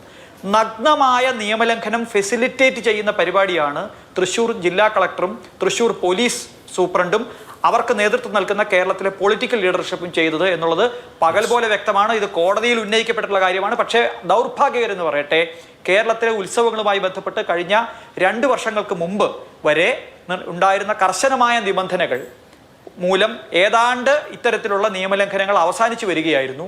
പക്ഷേ കേരള ഹൈക്കോടതി ഇത്തരത്തിലുള്ള ഇടപെടൽ അവസാന നിമിഷം നടത്തിക്കൊണ്ട് ഈ ലൈസൻസുകൾ റദ്ദാക്കിയ നടപടി ചോദ്യം ചെയ്തു പോയ കേസുകൾക്കകത്ത് ഏകപക്ഷീയമായി നിയമം നോക്കാതെ കൊടുത്തിട്ടുള്ള അവസാന നിമിഷത്തിലുള്ള പെർമിഷനുകൾ കൊണ്ടാണ് കേരളത്തിൽ പലയിടത്തും നിയമം വയലേറ്റ് ചെയ്തുകൊണ്ട് ഇത്തരത്തിലുള്ള ഇത് നടക്കുന്നത്. ഇത് ഞാൻ കോടതിയെ മാത്രം കുറ്റപ്പെടുത്തില്ല. കോടതിക്ക് നിയമം പറഞ്ഞു കൊടുക്കേണ്ട ഉത്തരവാദിത്തമുള്ള സർക്കാർ അത് ചെയ്യുകയോ അതിന് റിവ്യൂ ഹർജി ഫയൽ ചെയ്യുകയോ അപ്പീൽ ഫയൽ ചെയ്യുകയോ ചെയ്യാറില്ല.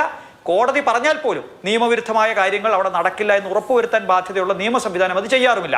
അപ്പോൾ അഭിലാഷ് ചോദിച്ച ചോദ്യത്തിന് നേരിട്ടുള്ള ഉത്തരം എന്തുകൊണ്ട് സംഭവിക്കുന്നു എന്ന് ചോദിച്ചാൽ, പുറ്റിങ്ങൽ അപകടം നടന്ന് പോയവർക്ക് പോയി അവിടുത്തെ ജില്ലാ കളക്ടർക്കോ പോലീസ് സൂപ്രണ്ടിനോ ഇപ്പോഴും ശമ്പളം കിട്ടുന്നുണ്ട്. നീലേശ്വരത്ത് നടന്ന അപകടത്തിന് ശേഷം ഇപ്പോഴും പോലീസുകാരും ജില്ലാ ഭരണകൂടവും ശമ്പളം വാങ്ങിക്കുന്നുണ്ട്. തൃശ്ശൂരും ഇത് നടപ്പാക്കേണ്ട ജില്ലാ ഭരണകൂടവും പോലീസും ഇനിയും ശമ്പളം വാങ്ങിക്കും. ഇവർക്കാർക്കും നഷ്ടപ്പെടുന്നില്ല. ഇതിന് പേ ചെയ്യേണ്ടി വരുന്നില്ല. ഇതിന് ഒത്താശ ചെയ്തു കൊടുക്കുന്ന ജനപ്രതിനിധികൾക്ക്, മന്ത്രിമാർക്ക് ഇതിന് ഒരു നഷ്ടവും സംഭവിക്കുന്നില്ല. പോക്കറ്റിൽ നിന്ന് നഷ്ടം സംഭവിക്കുന്നത് പൊള്ളലേറ്റ് ആശുപത്രിയിൽ കിടക്കുന്നവർക്കും മരിച്ചു പോകുന്നവർക്കുമാണ്. ഇതിന്റെ തൊട്ട് താഴത്തെ നിയമലംഘനമാണ് ഈ രാത്രി നടത്തുന്ന ഗുരുതരമായിട്ടുള്ള വെടിക്കെട്ട് മൂലം ഉണ്ടാകുന്ന കാതടപ്പിക്കുന്ന ചെവി ഉണ്ടാകുന്ന പ്രശ്നങ്ങൾ. ജനറൽ ഹോസ്പിറ്റലിൽ കഴിയുന്ന രോഗികൾക്ക്, തൃശ്ശൂർ റൗണ്ടിന്റെ പരിസരത്തുള്ള ആശുപത്രികളിൽ കഴിയുന്ന രോഗികൾക്കൊക്കെ ഗുരുതരമായിട്ടുള്ള പ്രശ്നം ഉണ്ടാവും. അവിടുത്തെ മാത്രം സ്ഥിതിയല്ല, കേരളത്തിലെമ്പാടുമുള്ള സ്ഥിതിയാണ്. മതത്തിന്റെ പേരിൽ നിയമം കയ്യിലെടുത്താൽ ചോദ്യം ചെയ്യാനുള്ള ഒരു വ്യവസ്ഥ നിയമവ്യവസ്ഥയ്ക്ക് മുകളിലാണ് ഇവർ പ്രവർത്തിക്കുന്നത്. ഇവർക്ക് മേലിൽ കോടതിയും പ്രവർത്തിക്കുന്നില്ല എന്നുള്ളതാണ് നമ്മുടെ നാട്ടിലെ ദുര്യോഗം. ഇത് റൂൾ ഓഫ് ലോയുടെ വയലേഷനാണ്. അത് സംഘടിതമായി ചെയ്യുന്നതാണ്.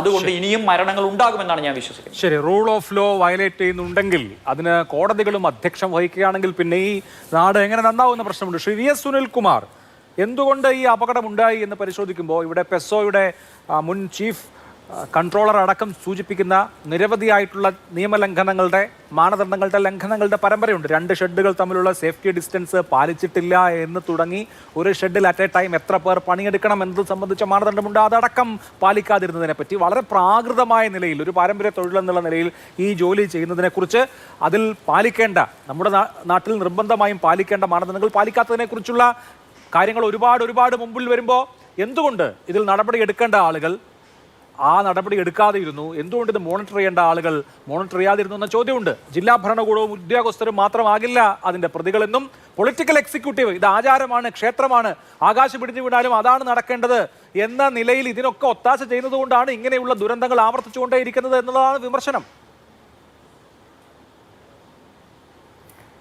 ഒരിക്കലും ഈ തൃശ്ശൂർ പൂരവുമായി ബന്ധപ്പെട്ടുകൊണ്ടുള്ള ഇവിടുത്തെ പൊളിറ്റിക്കൽ ലീഡർഷിപ്പ് ഹരീഷ് വാസവൻ പറയുന്നത് പോലെ നിരുത്തരവാദിത്തപരമായിട്ട് പ്രവർത്തിച്ചതായിട്ട് എനിക്കറിയില്ല.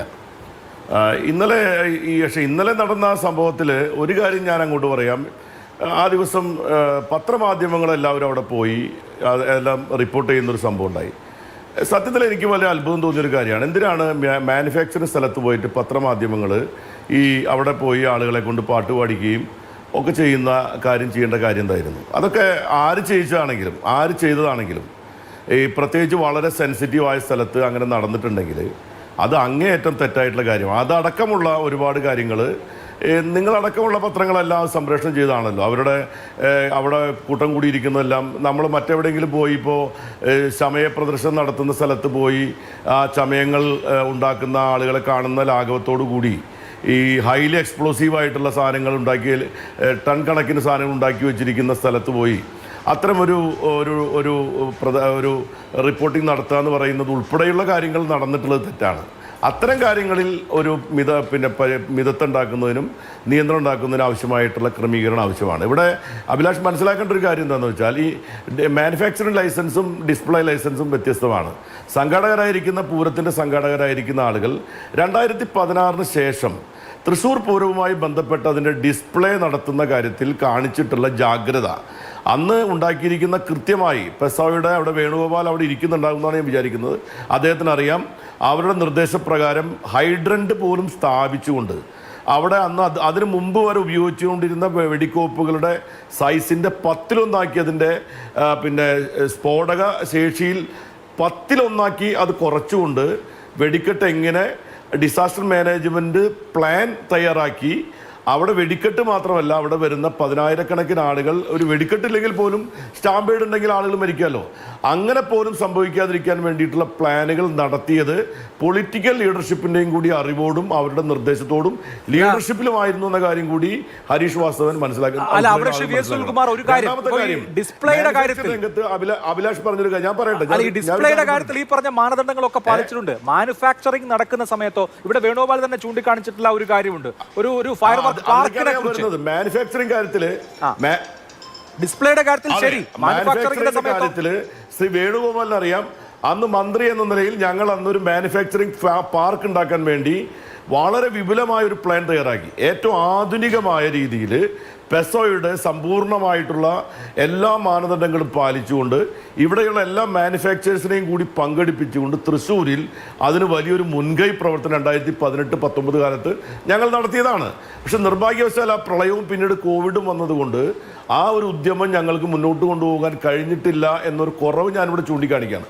പക്ഷേ ഈ പൊളിറ്റിക്കൽ ലീഡർഷിപ്പും അവിടെയുള്ള ഇതിൻ്റെ ദേവസ്വം ഭാരവാഹികളും പെസോയുടെ ആളുകളും ഭരണകൂട സംവിധാനങ്ങളും തന്നെയാണ് ഇവിടെ ഈ മാനദണ്ഡങ്ങൾ കൃത്യമായി പാലിച്ചുകൊണ്ട് ശാസ്ത്രീയമായ ഒരു പാർക്ക് രൂപീകരിക്കാൻ ആവശ്യമായ നടപടി കൂടി എടുത്തത്. പക്ഷെ നിർഭാഗ്യവശാൽ നടന്നില്ല.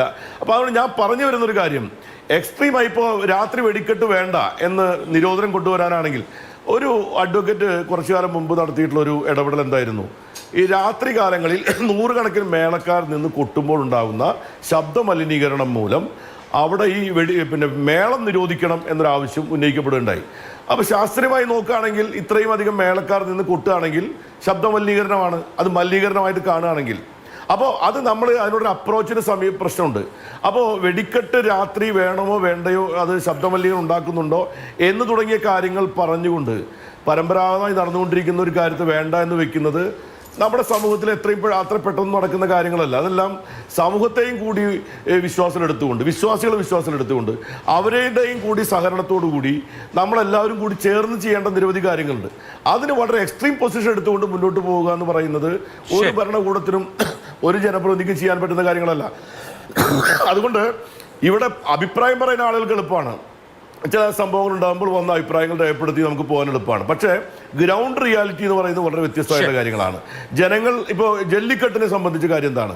ജല്ലിക്കെട്ട് നിരോധിക്കുന്നതിന് അവിടുത്തെ എല്ലാ രാഷ്ട്രീയ പാർട്ടികളും ഒന്നിച്ചെതിർത്തു. എന്താണ് കാരണം? നമുക്ക് ഇവിടെ നോക്കുന്ന സിറ്റുവേഷൻ ആയിരിക്കില്ല തമിഴ്നാട്ടിലെ സിറ്റുവേഷൻ. സുപ്രീം കോടതി പോലും അതിൽ ഇടപെടുന്ന സാഹചര്യം ഉണ്ടായി, ഭരണകൂടം പൂർണ്ണമായിട്ട് ഇടപെടുന്ന സാഹചര്യം ഉണ്ടായി. അപ്പോൾ നമ്മൾ ഇത്തരം ആഘോഷങ്ങളും ഇതുപോലുള്ള ആചാര പരിപാടികളെ സംബന്ധിച്ച് നമ്മൾ വളരെ വികാരപരമായി ചിന്തിക്കുമ്പോൾ തന്നെ, ശാസ്ത്രീയമായി പറയുമ്പോൾ തന്നെ ഗ്രൗണ്ട് റിയാലിറ്റിയും കൂടി മനസ്സിലാക്കിക്കൊണ്ട് ജനങ്ങൾക്ക് അപകടമില്ലാതെ എന്നാൽ നമ്മുടെ നമ്മുടെ ആഘോഷങ്ങളെയും നമ്മുടെ സംസ്കാരത്തെയും നാം എങ്ങനെയാണ് ജനങ്ങൾക്ക് മുൻപിൽ അവതരിപ്പിച്ച് മുന്നോട്ട് കൊണ്ടുപോവുക. നൂറുകണക്കിന് വർഷങ്ങൾക്ക് മുമ്പ് നടന്ന അതേപോലെ നടത്തണമെന്നൊരു നിർബന്ധമില്ല. വെടിക്കെട്ട് ഇപ്പോൾ 10-200 കൊല്ലമായിട്ട് വെടിക്കെട്ട് നടക്കുന്നത് തൃശ്ശൂരിൽ 200 കൊല്ലം മുമ്പ് നടന്ന വെടിക്കെട്ടാണ് ഇപ്പോൾ നടക്കുന്നത്. ആകാശത്തേക്ക് കുരങ്ങിനെ പോലും കയറ്റി വിട്ടിരുന്ന കാലം ഉണ്ടായിരുന്നു ഇവിടെ. കുരങ്ങിനെയും പ്രാവിനെയൊക്കെ ആകാശത്തേക്ക് കയറ്റി വിടുന്ന വെടിക്കെട്ട് നടന്ന കാലം തൃശ്ശൂരുണ്ടായിരുന്നു. അതിപ്പോൾ നടക്കുന്നുണ്ടോ? അതൊക്കെ പോയിരിക്കുകയാണ്. 2016 ശേഷം അതിലൊക്കെ മാറ്റം വന്നിരിക്കുന്നു. അപ്പോൾ ഒരു സംസ്കൃതമായ ഒരു സമൂഹമായിട്ട് നമ്മൾ വളരുന്നതിന് അനുസൃതമായ രീതിയിൽ വെടിക്കെട്ടിൻ്റെ നിർമ്മാണത്തിൽ അതിനനുസൃതമായ മാറ്റം ഉണ്ടായിട്ടില്ല എന്നുള്ളത് ഇന്നലത്തെ സംഭവം തെളിയിക്കുന്ന ഒരു കാര്യമാണ്. ഇപ്പോൾ ഇന്നലെ അവിടെ ചെല്ലുമ്പോൾ അവിടെ ആംബുലൻസ് പോകാൻ സ്ഥലമില്ല, ഫയർഫോഴ്സിന് വരാൻ സ്ഥലമില്ല. ഈ കാര്യമൊക്കെ പരിശോധിക്കേണ്ട ആരാണ്? അവിടുത്തെ MLAയും അല്ലെങ്കിൽ MP-മാരാണോ? അല്ല, അത് പരിശോധിക്കേണ്ട ജില്ലാ കളക്ടറാണ്, ഉത്തരവാദിത്തപ്പെട്ട ആൾക്കാരാണ്. അവരത് പരിശോധിച്ചില്ലെങ്കിൽ അത് പരിശോധിക്കപ്പെടണം.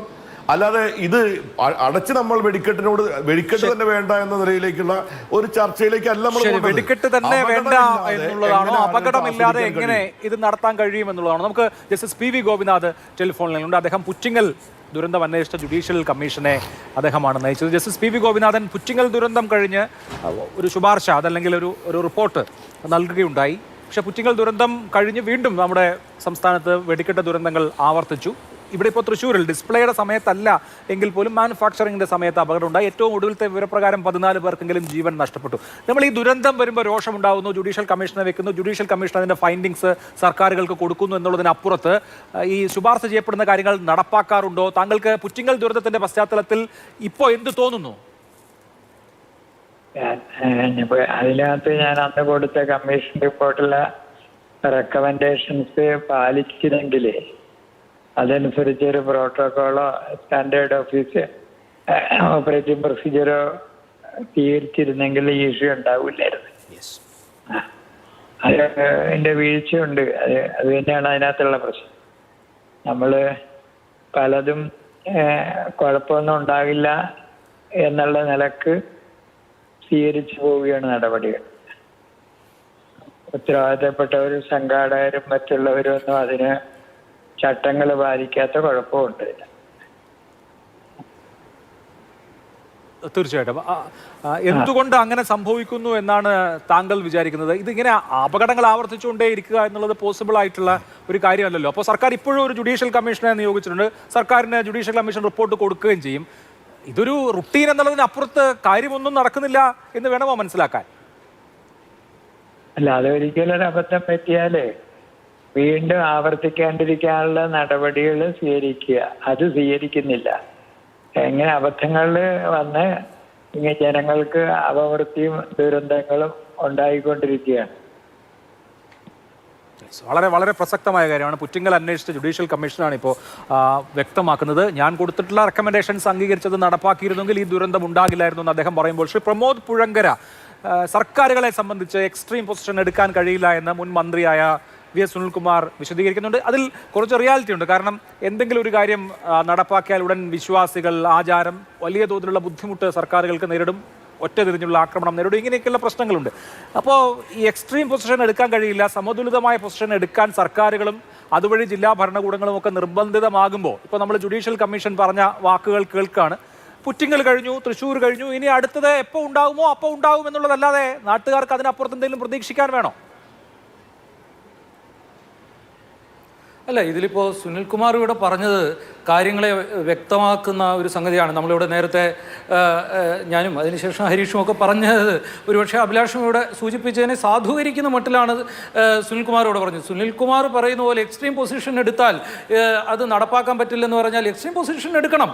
എല്ലാ വർഷവും 12 or 20 ആളുകളെ കൊന്നിട്ട് അല്ലെങ്കിൽ 19 ആളെ കൊന്നിട്ട് നിങ്ങൾക്ക് സംരക്ഷിക്കേണ്ട ആചാരവും ആഘോഷവും വിശ്വാസവും ഉണ്ടെങ്കിൽ അതൊന്നും നടപ്പാക്കാതിരിക്കാനും ആധുനികമായ ഒരു മതേതര ജനാധിപത്യ സമൂഹമായി ജീവിക്കാനും വേണ്ടിയുള്ള ഒരു രാഷ്ട്രീയ സമൂഹത്തിൻ്റെ രാഷ്ട്രീയം പറയുകയും ഒരു അത്തരത്തിലൊരു സമൂഹമായി ജീവിക്കുന്നതിന് വേണ്ടിയിട്ടാണ് നമ്മൾ നിൽക്കുന്നത്.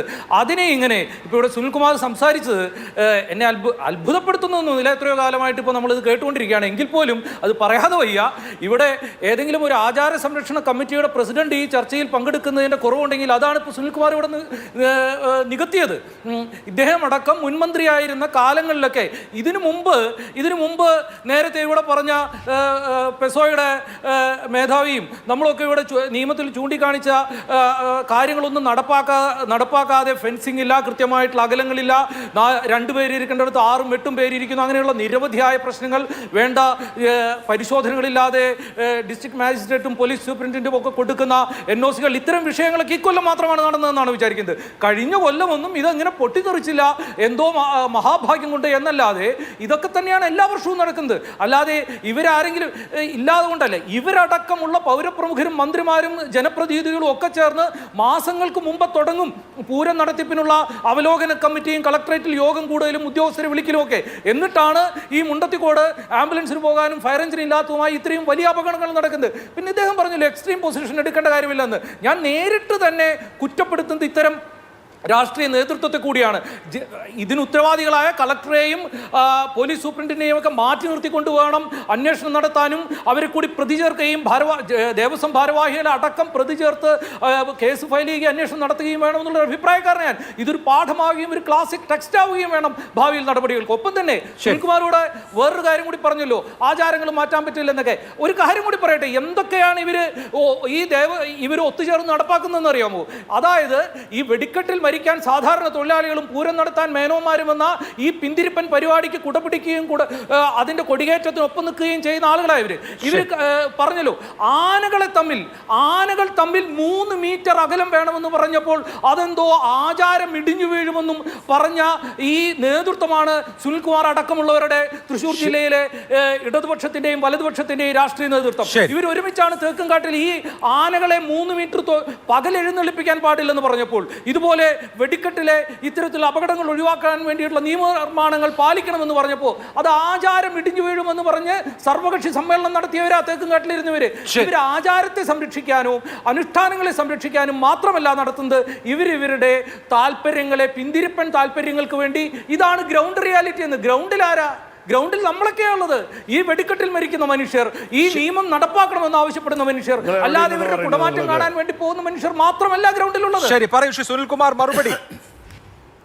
ആചാരമാണോ ജനങ്ങളുടെ ജീവനാണോ സംരക്ഷിക്കേണ്ടത്? അദ്ദേഹം പറയുന്നത് സത്യം പറഞ്ഞാൽ ഇദ്ദേഹത്തെ പോലെയുള്ള ആളുകൾ കാര്യങ്ങൾ മനസ്സിലാക്കാതെ പറയാണ്. ഞങ്ങളൊക്കെ അവിടെ ഡിസ്പ്ലേ നടക്കുന്ന 2016 കാര്യം അദ്ദേഹത്തിന് അറിയില്ല. അവിടെ ഡിസാസ്റ്റർ മാനേജ്മെന്റ് പ്ലാൻ ഉണ്ടാക്കിയത് ഞങ്ങളെപ്പോൾ ആളുകൾ തന്നെയാണ്. എന്താ അദ്ദേഹം മനസ്സിലാക്കാത്തത്? എന്താണ് പൂരം ഹൈക്കോടതി സുപ്രീം കോടതി നിരോധിച്ചിട്ടുണ്ടായിരുന്നോ?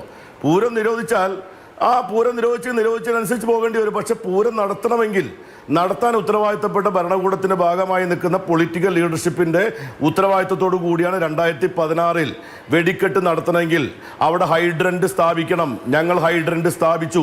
ഇത്ര മീറ്റർ അകലെ നിൽക്കണം, ഇത്ര മീറ്റർ അകലെ ബാരിക്കേഡ് വെച്ചു. അവിടെ ഡിസാസ്റ്റർ മാനേജ്മെന്റ് പ്ലാൻ ഉണ്ടാകണം. ഡിസാസ്റ്റർ മാനേജ്മെന്റ് പ്ലാൻ ഉണ്ടായി. ഇത്രയധികം ആളുകൾ വരുമ്പോൾ സ്റ്റാമ്പേഡ് ഉണ്ടാകാതിരിക്കാൻ വേണ്ടിയിട്ടുള്ള സന്നാഹം ഉണ്ടാക്കണം. ആ സന്നാഹം ഉണ്ടാക്കി. അവിടെ ഡിസ്പ്ലേ നടക്കുന്ന സ്ഥലത്ത് അതിനുശേഷം ഒരു അപകടവും വരാതിരിക്കാൻ വേണ്ടിയിട്ടുള്ള ഇടപെടൽ നടത്തുക എന്നുള്ളതാണ് രാഷ്ട്രീയ നേതൃത്വത്തിന്റെ ഉത്തരവാദിത്തം. ആ ഉത്തരവാദിത്തത്തിന്റെ ഭാഗമായിട്ടാണ് അവിടുത്തെ സംഘാടക സമിതിയുടെ ഒപ്പം നിന്നുകൊണ്ട് തന്നെ പ്രവർത്തിച്ചു എന്ന് പറയാൻ ഒരു മടിയില്ല. ഇദ്ദേഹം പറയുന്ന പോലെ അവർ മാത്രമാണ് പുരോഗമനപരമായ ആശയക്കാർ, ബാക്കിയുള്ളവരൊക്കെ തന്നെ പിന്തിരിപ്പന്മാരാണെന്ന് പറയുന്ന ഇത്തരം പൊസിഷനാണ് ഇവരെ പോലെയുള്ള ആളുകൾ ശരിയായ കാര്യം പറയുമ്പോൾ പോലും ഇവരുടെ കൂടെ ആളുകൾ നിൽക്കാത്തതിന് കാരണം. ആളുകളെ എല്ലാ വിഭാഗത്തിൽപ്പെട്ട ആളുകളെയും നമ്മൾ ഘട്ടം ഘട്ടമായി അവരെ നമ്മുടെ ഒരു ലെവലിലേക്ക് കൊണ്ടുവരിക എന്ന് പറയുന്ന ഒരു ഉത്തരവാദിത്തമുണ്ട്. അതിൻ്റെ അർത്ഥം എക്സ്ട്രീം പൊസിഷൻ എടുക്കാൻ പാടില്ല എന്ന് പറഞ്ഞാൽ പേടി കൊണ്ടാണെന്ന് ധാരണയൊന്നും ആർക്കും വേണ്ട. പേടി കൊണ്ടൊന്നുമല്ല. ഇവിടെ നിങ്ങളൊക്കെ വിചാരിക്കും ഞങ്ങളൊക്കെ ഈ വെള്ളത്തിൽ നീന്തി നടക്കുന്ന ആൾക്കാർ ഞങ്ങൾ തപാൽ വഴിയും ഓൺലൈൻ വഴിയും നീന്തൽ പഠിച്ച പൊതുപ്രവർത്തകരല്ല, ജനങ്ങൾക്കിടയിൽ തന്നെ പ്രവർത്തിക്കുന്ന പൊതുപ്രവർത്തകരാണ്. അപ്പോൾ ഞങ്ങളെയൊക്കെ എങ്ങനെ വെച്ച് നിങ്ങൾ വെറുതെ ആവശ്യമില്ലാത്ത രീതിയിൽ കുറ്റപ്പെടുത്തല്ല വേണ്ടത്. ഞങ്ങളൊക്കെ ചെയ്ത കാര്യങ്ങൾ എന്താണെന്ന് കൃത്യമായി മനസ്സിലാക്കണം. ഇവിടെ മാനുഫാക്ചറിംഗ് ലോകം മുഴുവൻ നടന്നുകൊണ്ടിരിക്കുന്നുണ്ട്. നിങ്ങൾക്ക് ശിവകാശിയിലെ മാനുഫാക്ചറിംഗ് നടപ്പാക്കാതിരിക്കാൻ കഴിയുമോ? ഇവിടെ ശിവകാശിയുടെ ലോബി പ്രവർത്തിച്ചുകൊണ്ടിരിക്കുന്നു എന്നൊരു ആരോപണമുണ്ട്. നിങ്ങൾക്കെതിരെ ആരോപണം ഉന്നയിച്ച് നിങ്ങൾ അംഗീകരിക്കാൻ കഴിയുന്നുണ്ടോ? ശിവകാശിയുടെ ലോബി ഇവിടെ പ്രവർത്തിച്ചുകൊണ്ടിരിക്കുന്നു എന്ന് പറഞ്ഞാൽ ആ ആരോപണം ഉന്നയിക്കുന്നുണ്ടല്ലോ. ആ ശിവകാശിയിലെ പോലെ വ്യത്യസ്തമായ രീതിയിൽ കേരളത്തിൽ ഇങ്ങനെയുള്ള മാനുഫാക്ചറിങ് ശാസ്ത്രീയമായി നടത്താൻ വേണ്ടി ഒരു പാർക്ക് ഉണ്ടാകണം എന്ന് ആദ്യമായി ഈ നിയമസഭയിൽ ഒരു ബഡ്ജറ്റിൽ ഒരു അവതരണം ഉണ്ടായി. അതിനുവേണ്ടി ഞങ്ങൾ പരിശ്രമിച്ചിരുന്നു. അതിൻ്റെ അർത്ഥം അത് ഈ ഇപ്പോൾ നടക്കുന്ന പോലെ പ്രാകൃതമായ രീതി നടത്താതിരിക്കാൻ വേണ്ടി ചെയ്തൊരു കാര്യമാണ്. അങ്ങനെ ഒരു ഇടപെടലായിരുന്നു അന്ന് നടത്തിയത്. അല്ലാതെ അദ്ദേഹം സൂചിപ്പിച്ച പോലെ ഞങ്ങളൊക്കെ ഏതോ പ്രാകൃതമായ കാലത്തേക്ക് ആളുകളെ കൂട്ടിക്കൊണ്ടുപോകുന്നു, എന്തോ പിന്തിരിപ്പൻ ആശയങ്ങൾ കൊണ്ടുപോകാൻ പോയിരുന്നു, ഇങ്ങനെയൊന്നും ആളുകൾ ആക്ഷേപിക്കുന്ന രീതിയിലല്ല ഇത്തരം ചർച്ചകൾ പങ്കെടുത്ത് സംസാരിക്കേണ്ടത്. ഞങ്ങളും നിങ്ങളെപ്പോലെ തന്നെ കാര്യങ്ങളെപ്പറ്റി ചിന്തിക്കുകയും പുരോഗമന ആശയങ്ങൾ കൊണ്ടുനടക്കുകയും ചെയ്യുന്ന ആൾക്കാരാണ്. ബാക്കിയുള്ള ആളുകൾ മുഴുവൻ മോശക്കാരാണ് എന്ന രീതിയിലൊന്നും ഒരു ചർച്ചയിൽ വന്നിരുന്ന് എത്ര മാന്യമായിട്ടുള്ള ആളുകളാണെങ്കിൽ പറയുന്നത് ശരിയല്ല. ഞങ്ങളും ഈ നാട്ടിൽ ജനങ്ങൾക്കിടയിൽ നിന്ന് പ്രവർത്തിക്കുന്ന ആൾക്കാരാണ്. അപകടം ഉണ്ടാകാതിരിക്കാൻ വേണ്ടി ശ്രമിക്കുന്നവരാണ്. ജനങ്ങളുടെ വികാരം മനസ്സിലാക്കാൻ വേണ്ടി ശ്രമിക്കുന്ന ആൾക്കാരാണ്. അല്ലാതെ എല്ലാ പിന്തിരിപ്പൻ ആചാരങ്ങളെയും തോളിൽ കൊണ്ടുവന്ന് ഇവിടുത്തെ ഉത്സവ കമ്മിറ്റിയുടെ ആളുകളായി മേനോന്മാരും മറ്റവരുമായി നടത്തുന്ന പരിപാടിയാണെന്ന രീതിയിലേക്ക് കൊണ്ടുപോയി കാര്യങ്ങളെ ഈ രീതിയിലേക്ക് കൊണ്ടുവരല്ല വേണം. തൃശ്ശൂർ പൂരം എന്ന് പറയുന്ന പൂരം വികാരപരമായി തൃശ്ശൂർക്കാരുടെ ഒരു വലിയൊരു വികാരപരമായിട്ടൊരു ഉത്സവമാണ്. ആ ഉത്സവം അതിൻ്റെ എല്ലാ രീതിയിലും ആ ആഘോഷം ജനങ്ങൾ കാണുന്ന രീതിയിൽ, ആസ്വദിക്കുന്ന രീതിയിൽ അപകടമില്ലാതെ എങ്ങനെ കൊണ്ടുപോകണം എന്ന് ചിന്തിക്കാൻ വേണ്ടി ഭരണകൂടം യോഗങ്ങൾ വിളിക്കേണ്ടി വരും. അത് ഭരണ സംവിധാനത്തിന്റെ ഉത്തരവാദിത്തമാണ്. അല്ലാതെ പൂരം നിരോധിക്കണം, മേളം നിരോധിക്കണം, എല്ലാം നിരോധിക്കണം എന്ന രീതിയിലേക്കൊന്നും കാര്യങ്ങൾ കൊണ്ടുപോകാൻ പാടില്ല എന്നൊരു പൊസിഷനാണ് ഞാൻ അങ്ങയോട് പറഞ്ഞത്. അല്ലാതെ ഞാൻ എടുക്കാൻ പാടില്ല, അത് തെറ്റാണ് എന്ന രീതിയിലൊക്കെ പറഞ്ഞ് വ്യാഖ്യാനിക്കുന്നത് ശരിയല്ല. ചർച്ച അവസാന ഘട്ടത്തിലാണ്. ഹരീഷ് വാസുദേവൻ, നേരത്തെ പുറ്റിങ്ങൽ ദുരന്തം അന്വേഷിച്ച ജസ്റ്റിസ് ഗോപിനാഥൻ പറഞ്ഞ വാക്കുകൾ വളരെ പ്രസക്തമാണ്. അന്ന് നൽകിയ ശുപാർശകൾ നടപ്പാക്കിയിരുന്നെങ്കിൽ ഇത് ഉണ്ടാവില്ലായിരുന്നു എന്ന് പറയുമ്പോൾ ഇനി ഇപ്പം justice CN Ramendran Nair report കൊടുത്താലും വലിയ കാര്യമൊന്നുമില്ല എന്നുള്ളത് വ്യക്തമാണ്. എങ്ങനെ നവീകരിക്കപ്പെടും ഈ രംഗം?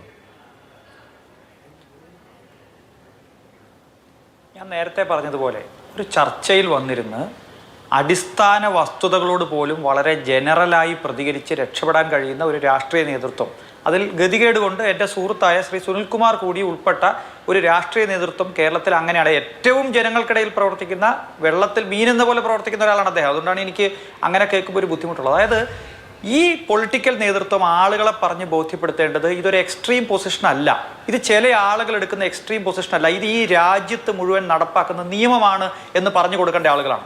നിയമം നടപ്പാക്കാൻ സത്യപ്രതിജ്ഞ ചെയ്ത് അധികാരമേൽക്കുന്ന മന്ത്രി ഉൾപ്പെടെയുള്ള ആളുകളാണ് പറയുന്നത് ഈ നിയമം ലംഘിക്കാൻ നിങ്ങൾ കൂട്ടു നിൽക്കണമെന്ന്. ഞാൻ ഈ രാജ്യത്തെ നിയമത്തെ പറ്റിയാണ് പറഞ്ഞത്, അത് നടപ്പാക്കുന്നതിനെ പറ്റിയാണ് പറഞ്ഞത്. അത് എക്സ്ട്രീം പൊസിഷൻ അല്ല. ഈ രാജ്യത്തെ പാർലമെന്റ് ചർച്ച ചെയ്തുണ്ടാക്കിയ നിയമം, അല്ലെങ്കിൽ എക്സിക്യൂട്ടീവ് ഉണ്ടാക്കി പാർലമെന്റ് റാറ്റിഫൈ ചെയ്ത് സുപ്രീം കോടതിയിൽ പോയ നിയമം, ഞാൻ പറയുന്നത് ഇത്രേ ഉള്ളൂ. പറഞ്ഞോളൂ ശ്രീ സുനിൽകുമാർ. ഹരീഷ്, ഞാൻ ഹരീഷിനോട് യോജിക്കല്ല. ഞങ്ങളെപ്പോലുള്ള ജനപ്രതിനിധികൾ എന്ത് നിയമമാണ് ഇവിടെ ലംഘിച്ചതെന്ന് പറയണം. ഞങ്ങൾ ഇവിടുത്തെ നിലനിൽക്കുന്ന നിയമത്തിനകത്ത് നിന്നുകൊണ്ടല്ലാതെ ഞങ്ങൾ എവിടെയെങ്കിലും ആ നിയമം ലംഘിക്കാൻ വേണ്ടി നിങ്ങൾക്ക് പ്രൂവ് ചെയ്യാവുന്നതെങ്കിലുണ്ടോ? ഹരീഷ് പറയുന്ന ഒരു കാര്യം ഉദ്ദേശശുദ്ധിയെ ഞാൻ കാണാതിരുന്ന് പറയുന്നതല്ല ഹരീഷ്. പക്ഷെ ഞങ്ങളെപ്പോലുള്ള ആളുകള് ഈ തൃശ്ശൂർ പൂരത്തിന് ആളുകളെ കൊല്ലാൻ വേണ്ടി നടക്കുന്നവരാണെന്നൊന്നും പറയരുത്. നിർഭാഗ്യകരമായ സംഭവം ഉണ്ടാകുമ്പോൾ ഞങ്ങളെപ്പോലുള്ള ആളുകൾ തന്നെയാണ് ഇടപെടുന്നത്. ഞങ്ങളെപ്പോലുള്ള ആളുകൾ തന്നെയാണ് ആ കാര്യങ്ങളെല്ലാം ഇടപെട്ടുകൊണ്ടിരിക്കുന്നത്. അതുകൊണ്ട് താങ്കൾ പറയുന്ന ഒരു കാര്യം ഞാൻ യോജിക്കുന്നു. ഇത്തരം സന്ദർഭങ്ങളിൽ ബോധ്യപ്പെടുത്തേണ്ട കാര്യങ്ങൾ ആളുകളെ ബോധ്യപ്പെടുത്തുക, അതിനാണ് നമ്മൾ ഡിബേറ്റ് ചെയ്യുന്നത്. അല്ലാതെ ഞാൻ എല്ലാ കാര്യം ന്യായീകരിക്കാൻ വേണ്ടി വന്നിരിക്കുകയല്ല. അപ്പോൾ നമ്മൾ അപ്പുറത്ത് ഇപ്പുറത്തുനിന്ന് സംസാരിക്കുന്ന രീതിയിലേക്ക് കാര്യങ്ങൾ കൊണ്ടുപോലെ വേണ്ടത്. ഇവിടെ ജനങ്ങളെ മുന്നിൽ കണ്ടുകൊണ്ട് ജനങ്ങൾക്ക് വേണ്ടിയാണ് ഞങ്ങൾ നിൽക്കുന്നത്. ശരി, ഓക്കെ. ഹരീഷ്, ആളുകൾ മരിക്കുമ്പോഴോ പൊള്ളലേൽക്കുമ്പോഴോ ഉണ്ടാകുന്ന ഈ സെൻസിറ്റിവിറ്റി രാത്രി 10 മണിക്ക് ശേഷവും രാവിലെ 6 മണിക്കിടയിലും ശബ്ദമുണ്ടാക്കുന്ന, കഥന ഉൾപ്പെടെ ഉണ്ടാക്കുന്ന, ഹൃദ്രോഗ സാധ്യതയുള്ള ഏതെങ്കിലും തരത്തിൽ ശബ്ദമുണ്ടാക്കുന്ന പടക്കങ്ങൾ നിരോധിച്ചിട്ടുള്ള ഒരു രാജ്യത്ത്, ആ രാജ്യത്ത് ആ നിയമം ഉണ്ടാക്കി അത് നടപ്പാക്കാൻ ഉദ്യോഗസ്ഥരോട് പറയുന്ന സുപ്രീം കോടതിയുടെ 18/7/2005 വിധിന്യായം നടപ്പാക്കണമെന്ന് പറയുന്ന പോലീസ് ഹെഡ്ക്വാർട്ടേഴ്സിൽ നിന്നിറക്കിയ സർക്കുലർ നമ്പർ 18/2007 നടന്നതിന്റെ കണ്ടീഷനാണ് ഞാൻ ആദ്യത്തെ റൗണ്ടിൽ വായിച്ചത്. രാത്രി 10 മണിക്ക് ശേഷം രാവിലെ 6 മണിക്കുള്ളിൽ ശബ്ദമുണ്ടാക്കുന്ന, കഥന പോലെയുള്ള നൈട്രേറ്റുകൾ ഉപയോഗിക്കുന്ന തരം എക്സ്പ്ലോസീവ്സ് ഉപയോഗിക്കില്ല എന്ന് ഉറപ്പുണ്ടെങ്കിൽ മാത്രമേ ലൈസൻസ് നൽകാവൂ എന്ന് പറയുന്നു. അത് നിരന്തരമായി കഴിഞ്ഞ വർഷങ്ങളിലെല്ലാം ലംഘിക്കപ്പെട്ടിട്ടുണ്ട്. അത് ലംഘിക്കപ്പെടാൻ തീരുമാനിക്കുന്ന മീറ്റിങ്ങുകൾക്കകത്ത് മന്ത്രിമാരുണ്ട്, MLA-മാരുണ്ട്, ജനപ്രതിനിധികളുണ്ട്, ജില്ലാ പഞ്ചായത്ത് പ്രസിഡന്റുണ്ട്, കളക്ടറുണ്ട്, SP ഉണ്ട്, ഫയർഫോഴ്സ് ഉദ്യോഗസ്ഥരുണ്ട്. ഇത് നിയമം ലംഘിക്കുന്നു എന്നുള്ളതാണ് എന്റെ പോയിന്റ്. രണ്ടാമത്തെ കാര്യം, നമുക്ക് ജനീവ ഫെസ്റ്റിവൽ പോലെ അന്താരാഷ്ട്ര തലത്തിൽ എങ്ങനെ ഭംഗിയായി നടത്താം എന്നുള്ളതാണ് ആലോചന.